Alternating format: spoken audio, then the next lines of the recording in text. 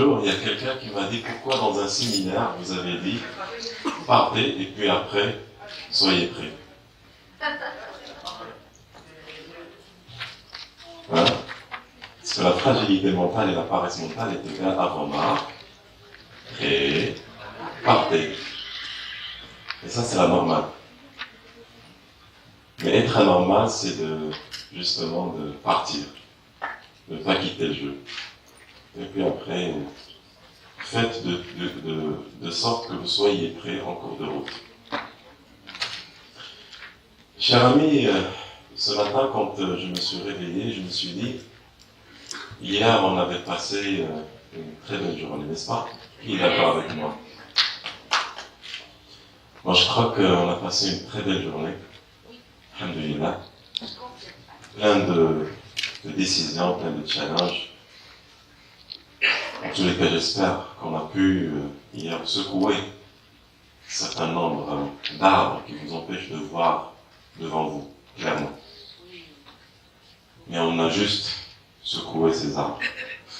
On a juste essayé de secouer un certain nombre de barrières, justement, qui nous empêchent à être ce que nous devrions être aujourd'hui avant demain. J'étais en train de dire ce matin, et j'étais en train de penser à vous, presque individuellement. Et entre nous, il me suffisait tout simplement de rentrer ici, de vous donner de l'information et de sortir. Et je crois que je serai pourquoi pas satisfait de mon travail, puisque je vous ai donné l'information que vous souhaitez, parce que finalement c'est ça ce qu'on achète. Mais c'est pas mon but, c'est pas mon objectif, et c'est pas ça qui va me motiver pour me réveiller chaque matin, croyez-moi. Ce qui me motive, c'est un peu de vous déranger dans votre vie. Et au point d'être détestable. Dans les affaires, les gens qui me connaissent, ils savent très bien que je suis très détestable parce que tout simplement,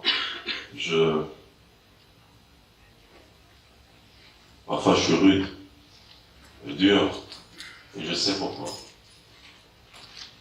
C'est pas quand il s'agit d'un objectif tel que lire 200 livres par mois ou par an. C'est pas comme un objectif type je veux faire du sport chaque matin. À ce moment-là, je suis très souple. Quand il s'agit des affaires, cher ami, vous devrez prendre les choses au sérieux. Parce que quand vous ne réussissez pas dans les affaires, non seulement vous qui serez touché par ça, mais vous serez parfois coupable justement de cet échec. Vous serez parfois secoué dans vos valeurs, dans votre authenticité. Ce matin, quand je me suis réveillé, je me suis posé une question. Combien il vous reste de matin avant de quitter cette vie? Je ne sais pas si vous êtes un jour posé cette question. Souvent, on est perdu dans la tête, on se dit, puisqu'on ne connaît pas quand est-ce qu'on va mourir, donc quelque part, le calcul, c'est plus l'infini moins un x. Même le x, on ne le connaît pas. On ne sait pas, depuis le jour de notre naissance, on a vécu, on a vu combien de matins. Alors, moi, c'est une bonne nouvelle. La bonne nouvelle, c'est qu'en moyenne, vous allez vivre 30 000 matins avant de mourir. Quand vous rentrez aujourd'hui, calculez combien de matins vous avez vécu. D'accord? Combien de matins vous avez consommé? Combien il vous reste? C'est un score. C'est un score que vous devrez mettre dans un tableau. Vous mettez 30 000, moins combien vous avez consommé le matin, combien il vous reste. Et chaque matin, qu'est-ce que vous avez fait? Chaque journée, qu'est-ce que vous avez fait pour vous, pour vos affaires? Parce que malheureusement, les gens, ils croient que nous sommes dans un domaine de business. Nous ne sommes pas dans un domaine de business. C'est pour cela que ça s'appelle école des affaires. C'est une affaire avec vous-même. C'est une affaire avec votre famille. C'est une affaire avec votre pays. C'est une affaire avec votre communauté. C'est une affaire de valeurs que vous souhaitez communiquer à travers ce que vous faites aujourd'hui en termes de métier. Parce que le seul métier que vous faites, c'est un seul, c'est aider les gens, et savoir comment transmettre cette aide à plus de gens. C'est pour cela, chers amis, vous devrez prendre les choses au sérieux.